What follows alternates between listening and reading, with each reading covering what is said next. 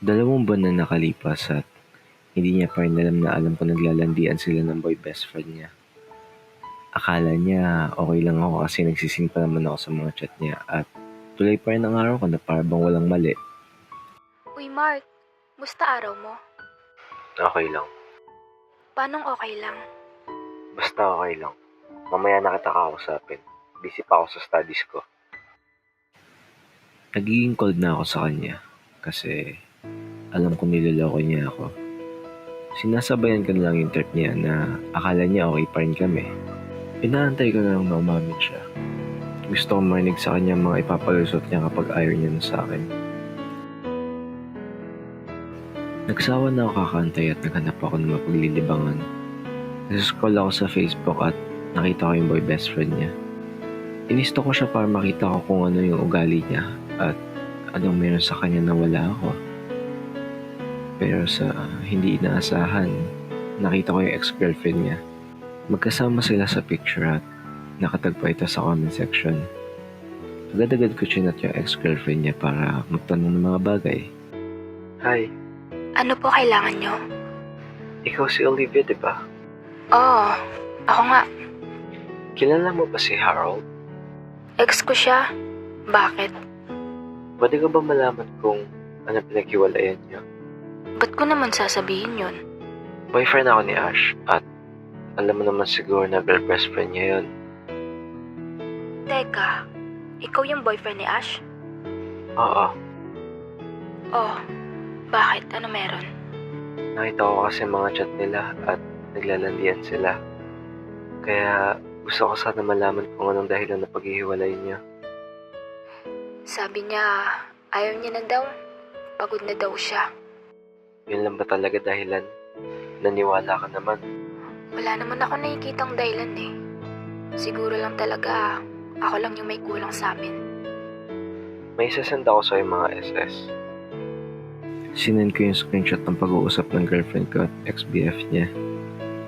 Pinakita ko rin yung mga sinabi ng ex niya na tuwing nadaan daw sila ng ex-BF niya sa bahay ni Ash.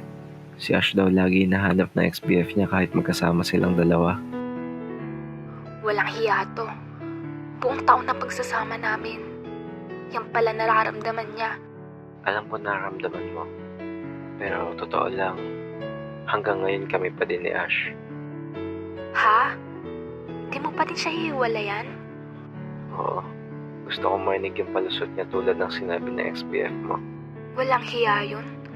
Binigay ko lahat sa kanya tapos yun lang igaganti niya sa akin. Di ba malapit ka sa magulang na ex-BF mo? Oo.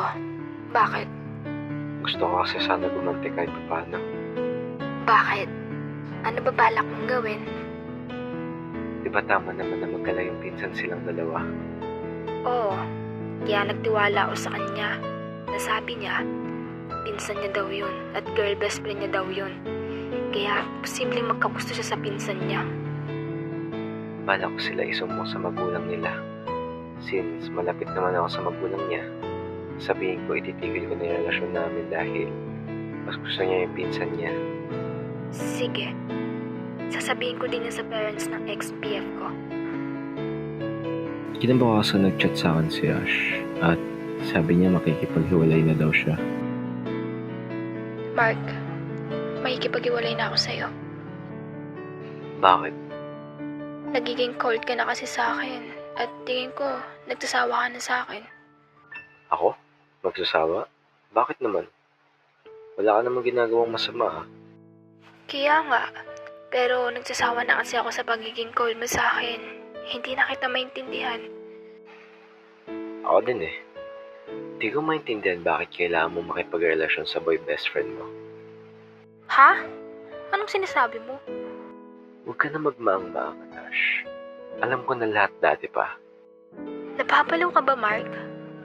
Hindi naman. Ikaw ba?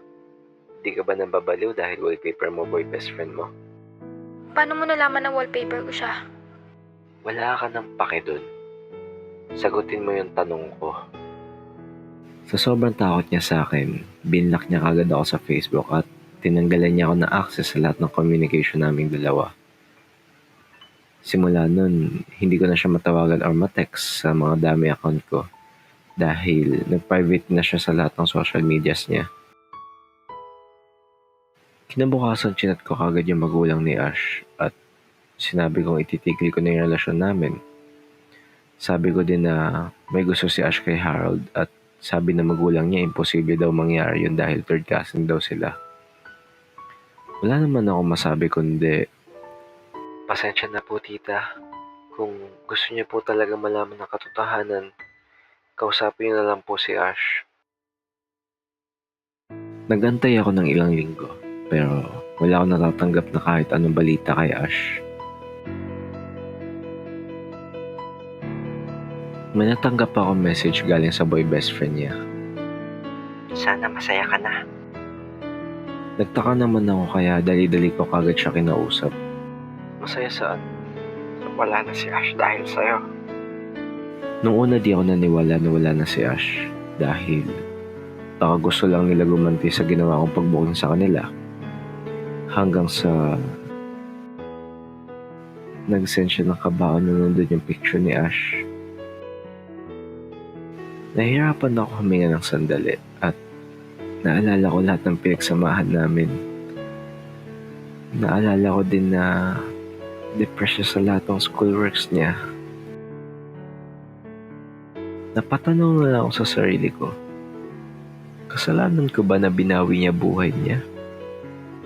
Tinanong ko kagad yung boy best friend niya kung paano ko naging kasalanan. Paano nawala si Ash dahil sa akin? Tinakwil siya ng parents niya dahil sa sinabi mo sa magulang niya. Wala naman mali sa sinabi ko ah. Sigurado ka ba? Bakit hindi ba? Di ba kayo tong nanloko sa akin? Ikaw tong lumandi sa kanya kahit alam mong may karelasyon na siya. Ikaw tong todo lapit sa kanya na para bang kating-kating kang nakakaantay mawala ako sa kanya. Di ba ito tong feeling jowa kapag nag-aaway kami? Oo, alam ko mali kami. Hindi ko na itatanggi. Pero sana ilalam mo pa rin mo na yung binitawan mong salita sa magulang niya. Alam mong depressed siya una pa lang. Alam mo yung nararamdaman niya dahil ikaw yung unang kasama niya sa hirap. At bigla na lang pumasok sa isip ko na, oo nga. Alam kong sila may mali. Pero, ako pa rin naman una sa lahat tumulong sa kanya. Alam ko rin naman na ako yung nasa tabi niya nung nangangailangan siya. Alam ko na minahal ko pa rin naman siya. Wala na lang akong nagawa kundi umiyak sa nangyari kay Ash.